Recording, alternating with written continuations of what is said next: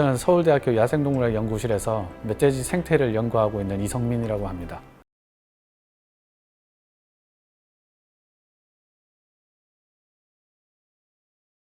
일단 농장 주변에 멧돼지가 선호하는 농작물, 옥수수, 고구마, 벼, 사과 이런 게 있으면은 멧돼지가 언제든지 내려올 수 있는 가능성이 있는 겁니다. 그런데 멧돼지가 실제로 농장에 침입하는 경우는 그렇게 많지 않기 때문에 사전에 멧돼지가 주변에 왔는지 안 왔는지를 주의 있게 살펴서 만약에 멧돼지가 왔다 그러면은 엽사한테 연락해서 포획하는 게 가장 좋고, 만약에 그게 이제 잘 안 됐을 경우는 농장 주변에 전기철책을 설치해서 이제 멧돼지를 물리적인 침입을 방지하는 게 필요합니다. 전기철책은 이제 전기이기 때문에 식물이 이 철선에 닿으면은 전기가 땅으로 흘러 들어갑니다. 계속적으로 제초 작업이 필요하고, 이게 전기가 제대로 오는지 안 오는지 이게 확인도 주기적으로 필요합니다. 어떤 경우에는 전기철책을 쳤는데 이게 고장이 난 줄 모르고 계속 안 오겠지 해가지고 안심하고 있었더니 멧돼지가 지속적으로 왔다 갔다 한 경우가 자주 있습니다.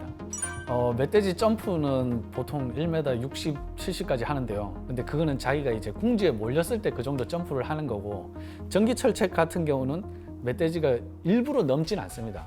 멧돼지가 근접하다가 전기에 한번 놀래면은 이걸 반대로 도망가지, 이걸 뛰어넘어서 안쪽으로 도망가려고 하지 않기 때문에 높이는 1m 20 정도만 해도 전기철책이 제대로 작동만 한다면은 크게 문제는 없을 것 같습니다. 멧돼지를 막으려면은 전기철책을 좀 가장 효과적이라고 판단을 하고, 여러 사례, 그리고 외국 선행 연구, 논문 이런 데서도 기피제는 전혀 효과가 없습니다. 기피제로서 멧돼지를 막는다는 것은 불가능합니다. 멧돼지를 물리적으로 가장 확실하게 막는 건 전기철책이고, 멧돼지의 직접적인 접촉 말고도 조류나 파리 이런 곤충들에 의해서도 아프리카 돼지열병이 전파될 수 있기 때문에 방충망이나 조류망을 설치하는 것도 외국에서는 권장하고 있습니다. 방어 수단으로 개를 키우시는 분이 있는데 그거는 개를 풀어놨을 때만 얘기입니다. 개를 묶어놓으면은 그 멧돼지가 개 범위가 어느 정도 되는지를 다 이제 학습 능력으로 파악하기 때문에 반대편에서 충분히 침입이 가능합니다. 사람 머리카락, 그 다음에 호랑이 똥 이런 게 기피제의 한 종류인데 현재는 그게 아무 소용이 없습니다. 그 앞에까지 멧돼지가 와서 먹이를 먹습니다. 호랑이를 보고도 먹이를 먹는데 호랑이 똥은 전혀 효과가 없습니다. 천적에 대한 개념이 이미 사라졌죠. 호랑이는 1920년도에 멸종을 했고요. 멧돼지의 머릿속에는 호랑이와 표범이 어떤 건지를 모릅니다. 개하고 똑같습니다. 갇혀 있는 줄을 아는 겁니다. 줄 길이가 어느 정도 되는지 바로 한 번에 파악 못 하더라도 점점 근처에 왔다 갔다 하면서 어느 정도인지를 멧돼지가 계속 학습을 하기 때문에 천적이냐 아니냐는 멧돼지가 쉽게 파악할 수 있습니다. 멧돼지의 IQ에 의해서 기인한다기보다 이제 야생동물이니까 그에 따른 선천적인 경계심이죠. 살아남아야 되는 그런 야생동물의 본능이 있기 때문에 주로 멧돼지가 농작물에 내려오는 거는 먹이를 먹고 자기가 살기 위해서입니다. 그것도 하나의 생존 방법이죠.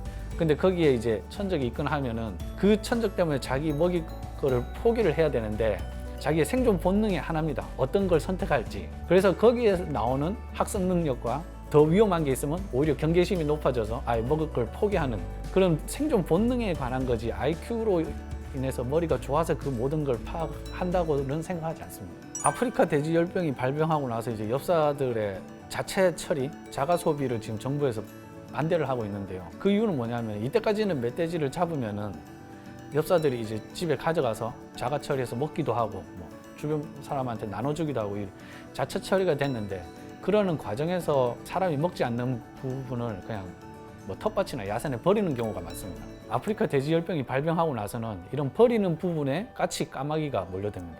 멧돼지가 잠복기에 있는 바이러스를 가지고 있는 멧돼지였다면 그 내장이나 안 먹는 부위에도 바이러스가 여전히 있기 때문에 2차적으로 까치 까마귀가 옮길 수 있기 때문에 지금 정부에서는 엽사들이 이제 자가 소비를 금지하고 있습니다. 아프리카 돼지열병에 걸리면 멧돼지도 100% 사망입니다.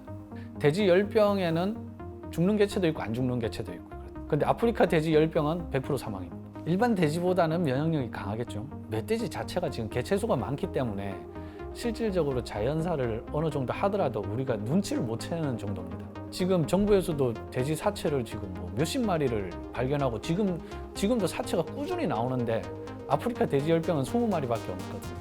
그래서 실질적으로 자연사가 난다 하도 우리가 그걸 이제 산속에 가서 직접 확인을 안 하기 때문에 눈치를 못 채고 있는 거죠. 깊은 곳에서 혼자 죽으니까 우리가 그 사체를 찾지도 못하고 한두 마리 죽어가지고는 지금 개체수에 전혀 뭐 지장이 없기 때문에 병으로 인해서 늘었다 줄었다 자체를 판단할 수도 없습니다.